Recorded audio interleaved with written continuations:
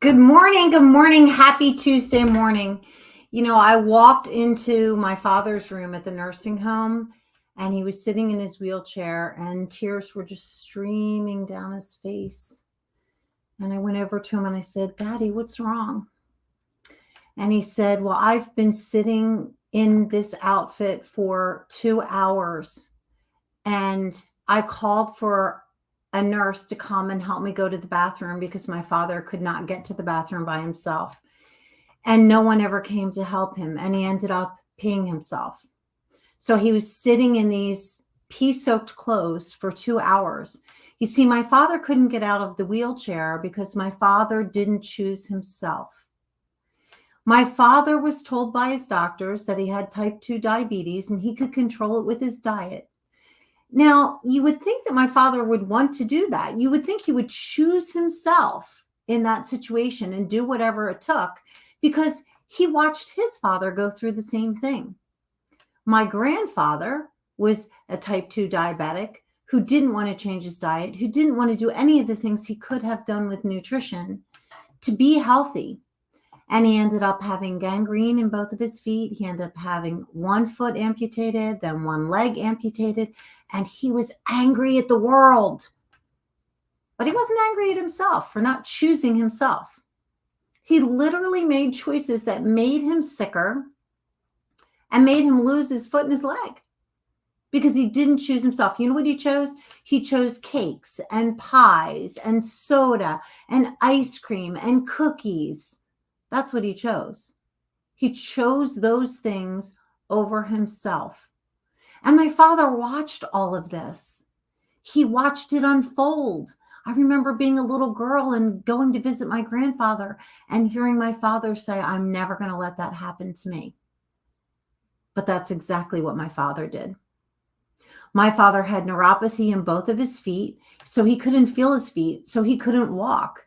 And my father was 6'2" and my mother was 5'1". So it got to the point where my mother couldn't take care of him anymore. He was too heavy for her to pick up when he fell. And so there was no choice. He had to go into a nursing home. And when he was in the nursing home, he got gangrene in his one foot. And right before my father passed, they were talking about amputating his foot. And I'm thinking to myself, seriously? I am never letting this happen to me. It is a choice. If you are sick and you are not putting nutritional support in place to help your body heal, it's your choice. You can choose to be healthy. You can choose to support your health issues with good nutrition that is going to help your body heal, or you can choose to be miserable. You can choose to suffer. You can choose to have major health issues. You can choose to spend the end of your life in a nursing home in a wheelchair, not being able to walk. And to me, that's crazy. That's absolutely crazy. There are so many autoimmune issues out there that all of you are suffering from, and you just don't want to make the change. Now, a lot of the times it's just because you don't know what to do. There's so much information out there, and Western medicine wants you to take medicine. They want you to medicate it. They don't want to attack the root cause of the problem so that you can truly push that autoimmune issue into remission. They don't want to deal with it. And also, honestly, a lot of you just don't want to do the work. You don't want to do the work. I saw it in my grandfather. I saw it in my father. I've seen it in my mother. And I swore at a very young age that that was never going to be me because I want to break the cycle with my children. I don't want ever to see my children suffer like that. And the only way for me to teach my children not to suffer like that is to lead them by example. But I couldn't do it on my own. I didn't know what to do. I didn't know where to start. For those of you that have read my story, you know where I started in life, and it has been a rough road for me. And it's been, it was 25 years of major, not knowing what to do when it came to food and nutrition and suffering from health issues as a result. And I finally had to reach out to somebody that had been where I was and had overcome it and knew how to help me put the skills in place so that I could heal my body, so that I could lose the weight and learn how to maintain a healthy weight for life with ease. And that's what I did. And now that's how I help other people. Today I had to make a choice. I made a commitment to myself to work out every morning. And that's really important for me, not just because it makes me feel good physically and it releases all these endorphins, which give me energy and help me, focus and think clearly and get me jazzed up for my day. But also it's mental. It's mentally overcoming challenges first thing in the morning with a hard workout. It's mentally hearing my coach say positive things, hearing those positive affirmations. And when I'm struggling, hearing my coach go, "You've got this. You've got it inside of yourself. I know you have it. Together, we're going to do this. Do the best you can today. Show up for yourself." And so I did.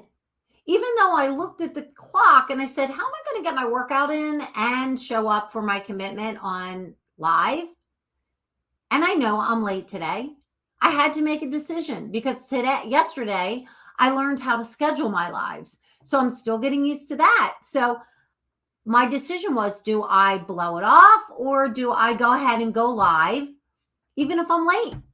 Do I go ahead and go live even if I can't take a shower? Guys, I literally got done my workout, pulled my ponytail out, washed my face and threw makeup on, threw this top over my workout clothes so that I could be here with you guys to have important conversations about you choosing yourself. I still got my exercise leggings on. I still have my socks on. And honestly, I stink. But it's okay because you can't smell me. I can smell me and I'm going to go shower right after this. But the point is that I chose myself as a priority. I chose my commitment to be here with you as a priority. And then I just had to figure out how I was going to do that. And, I am a problem solver. I believe life is one challenge and problem after another. And if we can't become masters at problem solving, then life's going to be really hard. And so I've learned to just go with the flow and adapt and figure it out. And that's what I did when I lost the weight and I've kept it off. And I feel healthy. Do I do it perfectly? No. Do I sometimes eat things that make me sick? Absolutely. I have clients that say, "Oh, I ate a pizza yesterday and it just made me feel horrible, but it's a good reinforcement that I shouldn't be eating that way," right? So it happens. On my husband's birthday, I had cake, which I don't normally eat. And I had several pieces of cake. He brought a little cake home from his office, so I had a piece of that. Then his sister made him a cake, so I had a piece of that. Then I had another piece of that. I literally had 3 pieces of cake, and I was sick for the entire day, the following day. Like I could not function. And I can't even tell you the last time I ate cake. And so it'll be probably never, maybe my daughter's wedding coming up next year. Maybe I'll have a piece of cake for that.